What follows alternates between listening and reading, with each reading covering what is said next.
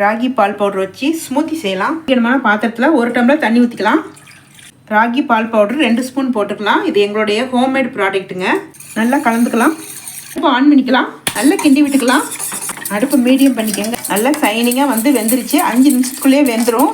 ஏன்னா நம்ம ராகி பால் பவுடராக போட்டிருக்கோம் இல்லைங்களா, அதனால் டக்குன்னு வெந்துடும். இந்த பதத்தில் இருக்கணும். இப்படியே ஆற வச்சிடலாம். ஒரு மிக்ஸி ஜாரில் ஆறினதை அப்படியே போட்டுக்கலாம். 5 டேட்ஸு சீடு எடுத்து வச்சுருக்கேன், அப்படியே போட்டுக்கலாம். 2 வாழைப்பழம், எந்த வாழைப்பழம் வேணால் எடுத்துக்கோங்க, அதை கட் பண்ணி போட்டுக்கலாம். காய்ச்சி ஆற வச்ச பாலை ஆட் பண்ணிக்கலாம். 1/2 டம்ளர் ஆட் பண்ணிக்கலாம். சுகர் போதும்னா இப்படியே விட்டுறலாம். தேவைப்பட்டுச்சுன்னா ஒரே ஒரு ஸ்பூன் சக்கரை போட்டுக்கலாம். நல்லா மைய அரைச்சிட்டு வந்துடுறேன். நல்லா அரைச்சாச்சு. மீதி இருக்க பாலையும் ஆட் பண்ணி ஒரு சுற்றிட்டு வந்துடுறேன். ராகி பால் பவுடர் ஸ்மூத்தி ரெடி ஆயிடுச்சு. மேலே கொஞ்சம் பாதாம் போட்டு விட்றேன்.